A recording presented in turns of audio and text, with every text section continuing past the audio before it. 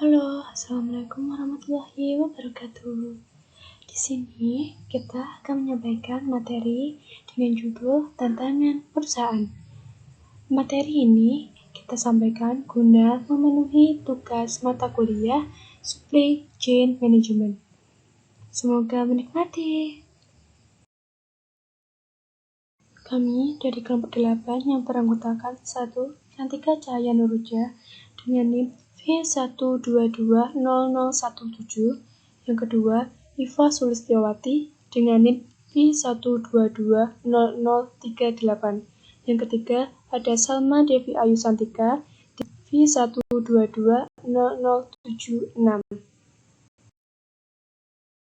Materi pada pertemuan kali ini, yang pertama ada teknologi perusahaan yang mencakup tentang contoh perusahaan dan isu dari perusahaan tersebut. Yang kedua ada data dukung.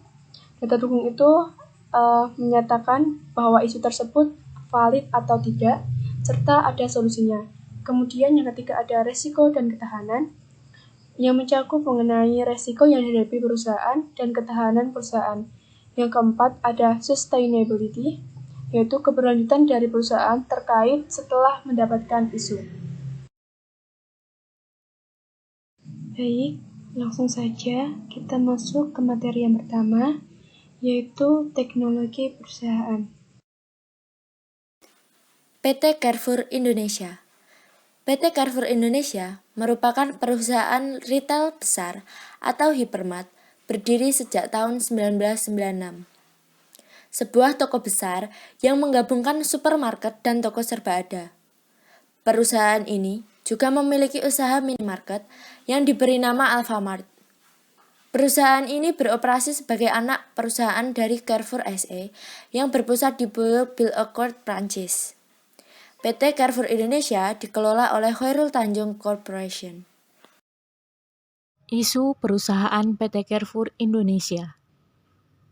Beberapa tahun silam, PT Carrefour Indonesia diduga melakukan praktik monopoli perdagangan. Ketua Tim Pemeriksa Komisi Pengawas Persaingan Usaha atau KPPU, Dedi S. Marta Disastra, mengatakan dari hasil pemeriksaan pendahuluan, PT Carrefour Indonesia diduga menerapkan harga murah kepada konsumen untuk menyingkirkan pesaingnya seperti Giant dan Hypermarket. Harga murah ini diperoleh dengan meminta pemasok menjual barang dengan harga relatif lebih murah. Selain itu, PT Carrefour Indonesia juga mengakuisisi PT Alfa Ritelindo yang dinilai melanggar pasal 28 Undang-Undang Nomor 5 Tahun 1999. Atas dua kejadian tersebut, PT Carrefour Indonesia diyakini melanggar pasal 17 ayat 1 dan pasal 25 ayat 1 huruf A, serta pasal 28 Undang-Undang Nomor 5 Tahun 1999. Berdasarkan bukti-bukti yang diperoleh selama proses pemeriksaan pangsa pasar pasca akuisisi Alfa yang sebelumnya sebesar 46,30%, meningkat sebesar 57,99% di tahun 2008 pada pasar upstream. Selanjutnya, hasil pemeriksaan menunjukkan penguasaan pasar dan posisi dominan Carrefour disalahgunakan kepada pemasok melalui skema yang disebut trading terms. Selain itu, ditemukan juga bukti bahwa pemasok Alfa dipaksa untuk memasok Carrefour pasca akuisisi. Dedi mengatakan, jika pihak PT Carrefour merasa keberatan dengan putusan tersebut, maka pihak yang bersangkutan dapat mengajukan banding kepada pengadilan selambat-lambatnya 14 hari setelah pembacaan putusan. Dengan demikian, KPPU memerintahkan untuk melepas seluruh saham kepemilikan PT Carrefour Indonesia sebanyak 75% pada PT Alfa Ritelindo Tbk kepada pihak yang tidak terafiliasi dengan PT Carrefour Indonesia selambat-lambatnya 1 tahun setelah putusan berkekuatan tetap. KPPU juga menghukum PT Carrefour Indonesia untuk membayar denda Rp25 miliar yang harus disetor ke kas negara sebagai setoran pendapatan pelanggaran di bidang persaingan usaha perdagangan Sekretaris Jenderal Satuan Kerja, Komisi Pengawas Persaingan Usaha. Alur supply chain management PT Carrefour Indonesia. Dalam melakukan usahanya, Carrefour menerapkan warehouse management system, yakni Infolog, yang memungkinkan semua proses dalam rantai pasokan bisa diintegrasikan. Dalam aplikasi Infolog yang dijalankan Carrefour, terdapat beberapa proses bisnis yang dijalankan, yaitu yang pertama ada info logistik, yang merupakan aktivitas penerimaan dan pengudangan barang. Kegiatan ini meliputi advance shipping notification, reservasi lokasi, various receipt, fungsi konversi, dan penangkapan. Yang kedua ada perencanaan dan pengadaan persediaan. Carrefour menetapkan tingkat persediaan yang diperlukan untuk menjalankan operasional hariannya. Namun, memang karena Carrefour sendiri menggunakan sistem closed dock yang bersifat just in time, sehingga persediaan yang ada menjadi sangat minim karena fungsi utama gudang Carrefour adalah untuk meredistribusikan produk. Yang ketiga ada operasi gudang. Gudang digunakan Carrefour merupakan jenis gudang perusahaan yang dimiliki sendiri oleh Carrefour Indonesia. Yang keempat ada outbound logistik, merupakan upaya penggerakan material yang terdiri atas proses penyimpanan, pengangkutan, dan pendistribusian barang ke pelanggan. Yang kelima adalah pelaporan, yaitu kegiatan laporan yang dibuat untuk keperluan manajemen dan teknis. Metode yang dipakai Carrefour untuk SCM menerapkan proses just in time di pusat distribusi yang disebut closed dock.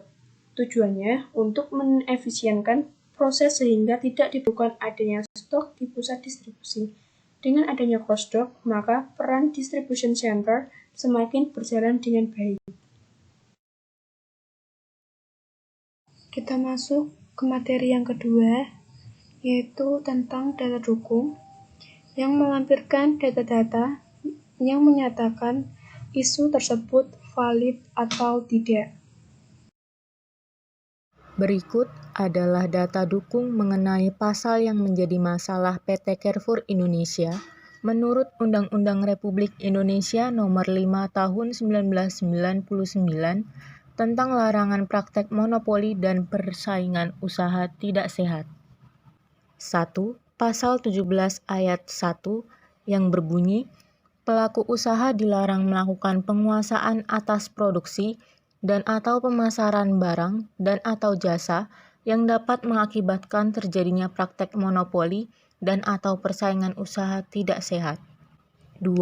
Pasal 20 yang berbunyi, pelaku usaha dilarang melakukan pemasokan barang dan atau jasa dengan cara melakukan jual rugi atau menetapkan harga yang sangat rendah dengan maksud untuk menyingkirkan atau mematikan usaha pesaingnya di pasar bersangkutan, sehingga dapat mengakibatkan terjadinya praktek monopoli dan atau persaingan usaha tidak sehat. 3. Pasal 25 ayat 1 huruf A yang berbunyi, pelaku usaha dilarang menggunakan posisi dominan baik secara langsung maupun tidak langsung untuk menetapkan syarat-syarat perdagangan dengan tujuan untuk mencegah dan atau menghalangi konsumen memperoleh barang dan atau jasa yang bersaing, baik dari segi harga maupun kualitas. Yang terakhir adalah pasal 28 ayat 2 yang berbunyi, pelaku usaha dilarang melakukan pengambil alihan saham perusahaan lain apabila tindakan tersebut dapat mengakibatkan terjadinya praktek monopoli dan atau persaingan usaha tidak sehat. Dalam permasalahan tersebut terdapat solusi, yaitu pengkajian ulang yang dilakukan oleh KPPU setelah menduga PT Carrefour Indonesia melakukan praktik dagang monopoli. Pengkajian tersebut hasilnya dilampirkan dalam surat keputusan akhir KPPU mengenai kasus PT Carrefour Indonesia, yang kemudian kasus ini diajukan ke Pengadilan Negeri Jakarta Selatan. Di Pengadilan Negeri Jakarta Selatan, PT Carrefour Indonesia membantah atas kasus tersebut. Setelah itu, KPPU membawa kasus ini ke Mahkamah Agung. Tetapi KPPU kalah dalam persidangan Mahkamah Agung yang kemudian di dalam aturan hukum yang diambil keputusannya tetap dari Keputusan Pengadilan Negeri Jakarta Selatan, sehingga PT Carrefour Indonesia dinyatakan tidak bersalah. Kita masuk ke materi yang ketiga, yaitu resiko yang dihadapi perusahaan dan ketahanan perusahaan tersebut. Resiko. Kemungkinan resiko yang dialami PT Carrefour Indonesia sebagai berikut. A. Resiko kenaikan harga barang. B. Resiko kenaikan suku bunga. Dan C. Resiko kerusakan mesin produksi. Dalam perspektif supply chain resiko, bisa terjadi di sepanjang rantai pasokan, seperti A. Aliran barang yang dipasok dari supplier. B. Keterlambatan pengangkutan bahan. C. Tertunda dan terhentinya proses produksi. D. Kerusakan produk. E. Kesalahan proses order pembelian. Dan F. Kekeliruan pengantaran produk. Resiko lain. Setelah munculnya kasus PT Carrefour Indonesia, resiko yang mungkin dihadapi adalah sebagai berikut. Yang pertama, saham perusahaan menurun. Yang kedua, tidak jadinya mitra yang ingin bekerja sama. Yang ketiga, turunnya pendapatan. Ketahanan. Banyak peristiwa bisa terjadi dengan berbagai peluang. Dampak dari peristiwa terhadap kinerja supply chain ini yang kita takar untuk menentukan resiko supply chain.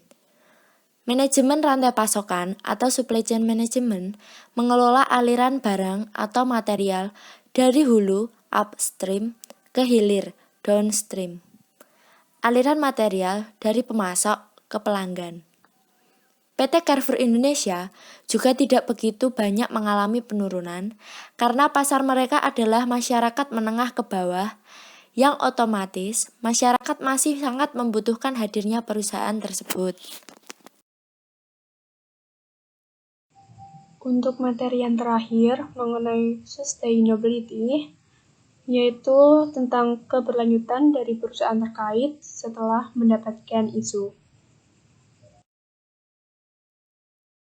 Karakteristik sustainable business. Yang pertama ada radical resource productivity. Maksudnya, perusahaan mengurangi atau bahkan meninggalkan penggunaan sumber daya alam dalam proses produksinya. Perusahaan menghilangkan ketergantungan pada energi atau sumber daya yang tidak dapat diperbarui. Yang kedua ada investment in natural capital. Maksudnya, perusahaan menjalankan dan menggunakan energi atau sumber daya untuk kebutuhan bisnis, namun ikut memulihkan atau menjaga lingkungan dan sosial.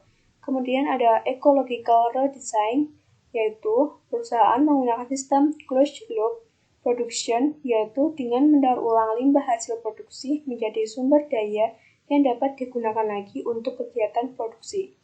Yang keempat ada service and flow economy. Perusahaan tidak lagi menjual produk, namun menyewakannya. Ketika produk sudah usang atau daya gunanya berkurang, maka perusahaan akan mendaur ulangnya. Hal ini dapat mengurangi limbah barang rusak yang tidak digunakan oleh suatu perusahaan. Dan yang terakhir ada responsible consumption, yaitu perusahaan mempromosikan produknya dengan mengedukasi konsumen agar lebih bijak dalam membeli produk yang benar-benar mereka butuhkan, sehingga dapat mengurangi terjadinya konsumen asal beli yang membuat produk terbuang sia-sia. Mass customization. 4 pendekatan dalam mass customization. Yang pertama ada customizer kolaboratif, yaitu pendekatan di mana pelanggan atau individu melakukan dialog untuk membantu mengartikulasikan kebutuhan mereka dan untuk membuat produk yang disesuaikan untuk mereka. Kedua ada customizer adaptive. Manufaktur menawarkan produk standar namun masih dapat disesuaikan. Produk dirancang dalam bentuk standar tersebut dibuat sedemikian rupa sehingga pengguna masih dapat mengubahnya sendiri. Yang ketiga ada customizer kosmetik, yaitu menyajikan produk standar berbeda untuk berbeda pelanggan. Pendekatan kosmetik dapat ketika pelanggan menggunakan produk cara yang sama dan hanya berbeda dalam bagaimana mereka ingin disajikan. Menawarkan standar yang dikemas khusus untuk setiap pelanggan. Yang keempat ada customizer transparent, menyediakan pelanggan dengan produk atau layanan unik tanpa membiarkan mereka mengetahui secara eksplisit bahwa produk-produk dan jasa telah disesuaikan untuk mereka.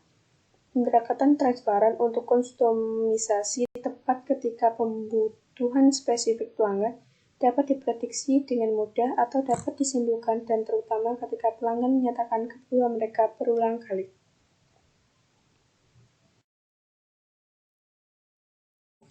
Oke, akhirnya kita udah sampai di penghujung slide, yang berarti materi yang kita sampaikan sudah selesai.